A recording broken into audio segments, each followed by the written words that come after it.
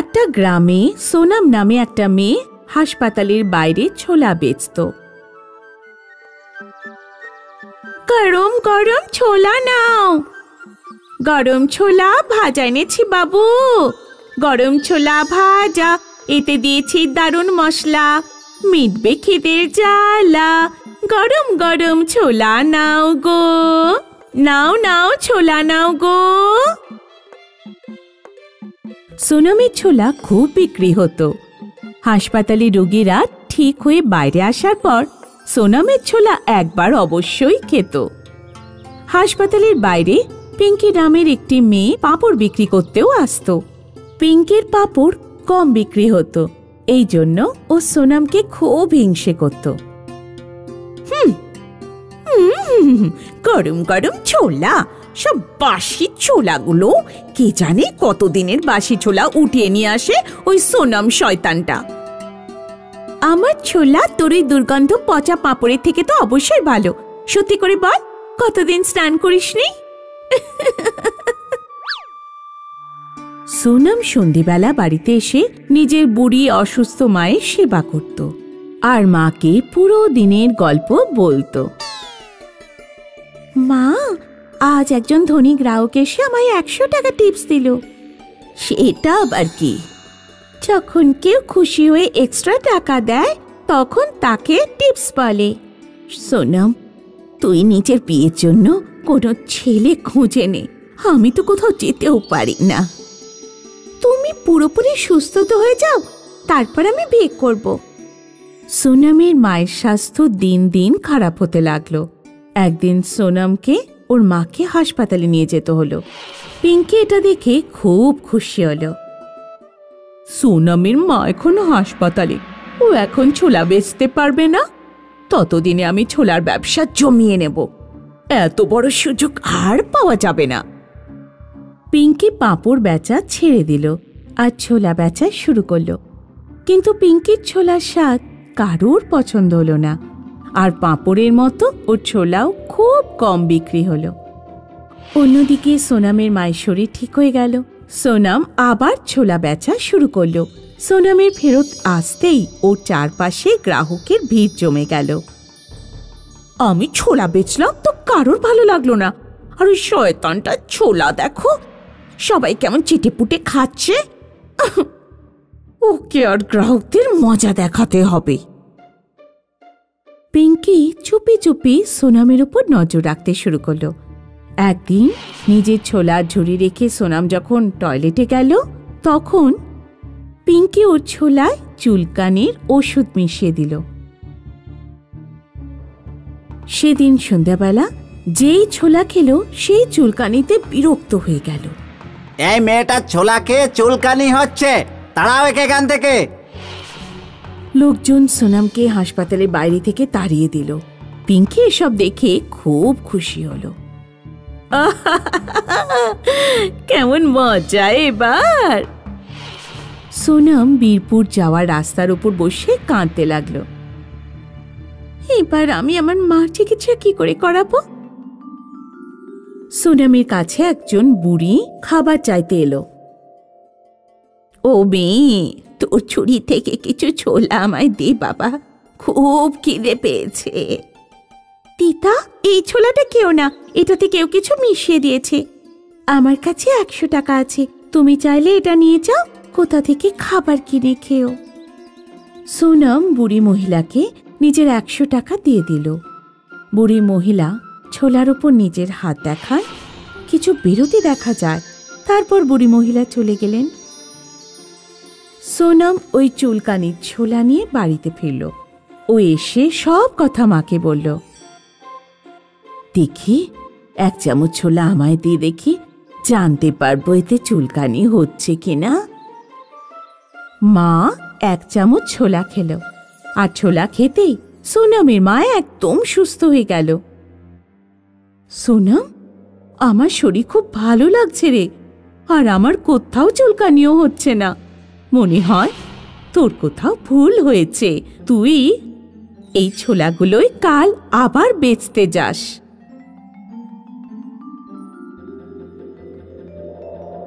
সোনম পরের দিনই ছোলা নিয়ে আবার হাসপাতালের বাইরে গেল। হাসপাতালের বাইরে কথা ছড়িয়ে গেল যে একটি মেয়ে জাদু ছোলা বিক্রি করছে, যার ছোলা খেলে যে কোনো রোগ সেরে যাচ্ছে। সোনমের কাছে রোগীদের ভিড় লেগে গেল। লোকেরা ওকে 2 গুণ 3 গুণ টাকা দিল আর ছোলা খেয়ে গেল, আর সবাই সুস্থ হয়ে নিজের বাড়ি ফিরল। পিঙ্কিও এই কথা জানতে পারল। জাদু ছোলা, এটা কি ধরনের পাগলামি, আমিও খেয়ে দেখি তো। পিঙ্কিও সোনামির ছোলা কিনল, আর যেই না খেলো সারা গায়ে ভীষণ চুলকানি শুরু হলো। আরে মা, এটা কি হলো রে? সব জায়গায় চুলকাচ্ছে।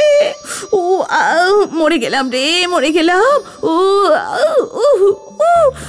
মরে গেলাম রে। সোনম দেখলো যে বুড়ি মহিলা, যাকেও 100 টাকা নোট দিয়েছিল, দূরে দাঁড়িয়ে দাঁড়িয়ে হাসছে। সোনম বুঝে গেল যে জাদু ছোলা ওই বুড়ির দিদারই চমৎকার। বুড়ি মহিলা পিঙ্কির কাছে গেল আর ওকে বলল, এখন তুমি আর অন্য জিনিসে উল্টো পাল্টা জিনিস মেশাবে? যদি তুমি কথা দাও করবে না, আমি তোমার চুলকানি ঠিক করে দেব। হ্যাঁ হ্যাঁ হ্যাঁ, আমার চুলকানি তাড়াতাড়ি ঠিক করে দাও, আমি কথা দিচ্ছি এরপর কখনো কোনো বাজে কাজ করব না। বুড়ি মহিলা পিঙ্কিকে ঠিক করে দিলেন আর উধাও হয়ে গেলেন। অনেক আগের কথা। রামু নামের একটা গরিব লোক নিজের মেয়ে বৈশালীর সাথে থাকত। রামু এখন বুড়ো হয়েছে, তার যুবতী মেয়েকে নিয়ে চিন্তা হতো। বাবা, ওষুধটা খেয়ে নাও। মা, আমায় মাফ করে দে। আমি অসুস্থ বলে তোর জন্য কোনো ভালো সম্বন্ধ খুঁজতে পারিনি। কতদিন আমি লোকের বাড়ি চাকরের কাজ করেছি বলতো। যদি সেই সময় আমি তোর জন্য কোনো ছেলে খুঁজতাম তাহলে খুবই ভালো হতো। বাবা, তুমি আমার জন্য এত চিন্তা কেন করো? আমি বিয়ে করতে চাই না, আর তোমাকে ছেড়ে যেতেও চাই না। একদিন বৈশালী কুয়োতে জল ভরতে গেল। যখন ও ফিরল তখনও দেখতে পেল রামুর শ্বাস চলছে না। বাবা, বাবা চোখ খোলো, তুমি এভাবে আমাকে ছেড়ে যেও না বাবা। রামুর পাশে একটা পাগড়ি ছিল, আর পাগড়ির নিচে একটা চিঠি। বৈশালী চিঠিটা পড়ে। তোকে দেওয়ার মতো আমার কাছে কিচ্ছু নেই মা। আমার একমাত্র সম্পদ এই জাদুই পাগড়ি। এটাই তোর জন্য আমি রেখে যাচ্ছি। এটা পড়ে তুই নিজের রূপ বদলাতে পারবি, কিন্তু শুধু বিপদের সময়ই এটা ব্যবহার করিস। আর একটা কথা খেয়াল রাখবি মা, এই জাদুর পাগড়ির ক্ষমতা শুধু দিনের বেলাতেই হয়ে থাকে। এই জাদুই পাগড়ি আমাকে আমার বাবার মতো করে দাও। বৈশালী রামু হয়ে যায়। কিছুদিন পর বৈশালীর আনাজপাতি ফুরিয়ে যায়। ওর কাছে টাকাও ছিল না। এখন আমি কি করব? এই জাদুই পাগড়ি শুধু রূপ বদল করতে পারে, টাকা তো দিতে পারে না। আমার কোথাও চাকরি খুঁজতে হবে, কিন্তু একটা মেয়েকে কে চাকরি দেবে? তাই আমি ছেলের রূপ ধারণ করব। বৈশালী একটা ছেলের রূপ ধারণ করে চাকরির খোঁজে বেরিয়ে পড়ে। বৈশালী ঘুরতে ঘুরতে সীতানগরে পৌঁছায়। শুনুন, আপনার কি কাজের জন্য কোনো কাজের লোক দরকার? কি নাম তোমার? আমার নাম হলো বৈশালী। না না, আমার নাম হলো বিশাল। বৈশালী অনেক বড় এক কাপড়ের ব্যবসায়ীর কাছে চাকরি পায়। বৈশালী অনেক পরিশ্রম করে আর কাজ করতে থাকে, আর দোকানে আসা ক্রেতাদের সাথে দারুণ ব্যবহার করত। যখন থেকে বিশাল দোকানে এসেছে আমার ব্যবসা রমরমা শুরু হয়েছে, এই জন্য এর মাইনে দ্বিগুণ করে দেব। বৈশালী খেয়াল করে সূর্য ডোবার আগেই বাড়ি ফিরে আসতো, কারণ সূর্য ডুবলেই পাগড়ির ক্ষমতা শেষ হয়ে যেত আর ও নিজের আসল মেয়ের রূপে ফিরে আসতো। কিছু মাস সব ঠিকঠাক চলছিল। বৈশালী ভালো টাকা কামাচ্ছিল, কিন্তু গোলমাল তখন শুরু হলো যখন ব্যবসায়ীর মেয়ে বিশালের প্রেমে পড়ল। ব্যবসায়ীর মেয়ে সন্ধ্যা দোকানে বাবাকে খাবার দিতে আসতো। বিশাল, তুমি খাবার খেয়েছো? হ্যাঁ, আমি বাড়ি থেকেই খেয়ে আসি, আর তারপর বাড়ি ফিরেই আমি খাবার খাবো। যদি তুমি চাও আমি তোমার জন্য খাবার নিয়ে আসতে পারি। আজ তুমি কি আমার সাথে আমার বাড়ি দেখতে যাবে? না, আমি এখন যেতে পারবো না, দোকানে ক্রেতাদের ভিড় হবে। চলে যাও বিশাল, ক্রেতাদের আমি সামলাবো। ব্যবসায়ীও চাইতো যে বিশালের বিয়ে তার মেয়ের সাথে হোক। ওই দিন বৈশালীকে সন্ধ্যার সাথে ওদের বাড়ি যেতে হয়। ব্যবসায়ীর বাড়ি অনেক বড় ছিল। ঘুরতে ঘুরতে ওখানে সন্ধে হয়ে আসে। সূর্য ডুবতে বসেছিল। এখন আমাকে যেতে হবে। কিন্তু তুমি তো এখনো পুরো বাড়ি দেখোইনি। আমি আবার কখনো আসবো, এখন আমাকে যেতে হবে। তুমি রাতে এখানেই থাকতে পারো। না, আমাকে এখন যেতেই হবে। বৈশালী ওখান থেকে দৌড়ে পালায়, সোজা নিজের বাড়িতে এসে থামে।